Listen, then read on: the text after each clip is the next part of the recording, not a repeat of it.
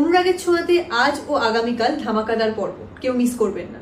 মহা শুক্রবার ও শনিবার ঠিক রাত 9:30 শুধুমাত্র স্টার জলসায়। এদিকে সোনা বাহিরে এসে ট্যাবের জন্য অপেক্ষা করতে থাকে। ঠিক সেই সময় সিয়াম এসে বলে, তুমি কোথায় যাবে বলো, আমি তোমাকে রেখে আসছি। তারপর সোনা ভাবে, এত রাতে ট্যাবের জন্য অপেক্ষা করাটা আমার ঠিক হবে না।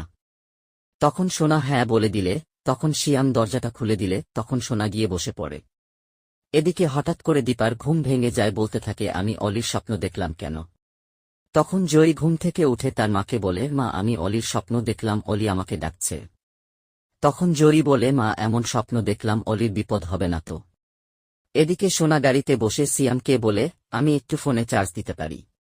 তারপর অলি ফোনে চার্জ দিয়ে সবার আগে জয়ীকে ফোন করে বলে, আমার কিছু ভালো লাগছে না, আর সেই জন্যই আমি তোমার বাড়িতে আসছি। তখন জয়ী বলে, তুমি আমার বাড়িতে আসছো, তোমার বাড়িতে কাউকে বলেছ?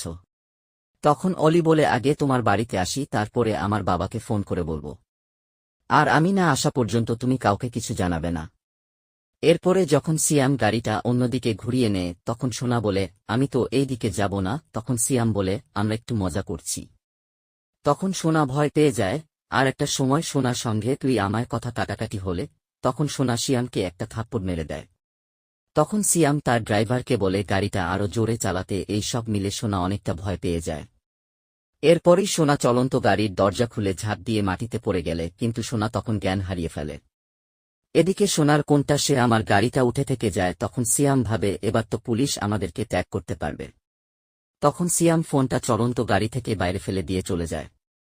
এদিকে রূপা বাড়িতে সোনার জন্য অপেক্ষা করছে। তখন দীপা বলে, সোনা তো এতক্ষণে চলে আসার কথা, আমার মনে হয় সে কোনো একটা বিপদে পড়েছে। যেভাবেই হোক ডাক্তার বাবুকে আমাকে জানাতে হবে। তখন দীপা আর সময় নষ্ট না করে সূর্যকে ফোন করে। তখন চারু বলে, এত রাতে দীপা সূর্যকে কেন ফোন করেছে? তখন চারু ফোনটা সূর্যকে না দিয়ে নিজেই রিসিভ করে দীপাকে বলে, তুমি এত রাতে ফোন করেছ কেন? তখন দীপা চারুকে বলে, অলি কোথায় গেছে? তখন চারু বলে, অলি তো পার্টিতে গেছে। তখনই সূর্য চারু কাছ থেকে ফোনটা কেড়ে নিয়ে দীপাকে জিজ্ঞাসা করে।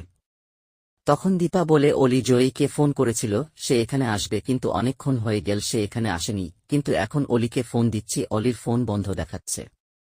তখনই সূর্য বলে, আমি এক্ষুনি যাচ্ছি অলিকে খুঁজতে। এদিকে মিশকা সবার উপরে নজর রাখছে, তারই একজন লোক ফোন দিয়ে মিশকাকে বলে। একদিকে অলি তার বাড়ি থেকে বেরিয়ে গেছে, এদিকে সূর্য তার বাড়িও থেকে বেরিয়ে গেছে। এদিকে সিয়াম সোনার ওপর ব্ল্যাকমেইল করলে সূর্যর সামনে সে মিথ্যা কথা বলে যে আঙ্কেল আপনি ওনাকে নিতে আসবেন বলে, সেই জন্যই তো আমি ওকে ছেড়ে দিয়েছি। তখন সূর্য দীপাকে একই কথা বললে দীপার একটু সন্দেহ হয়।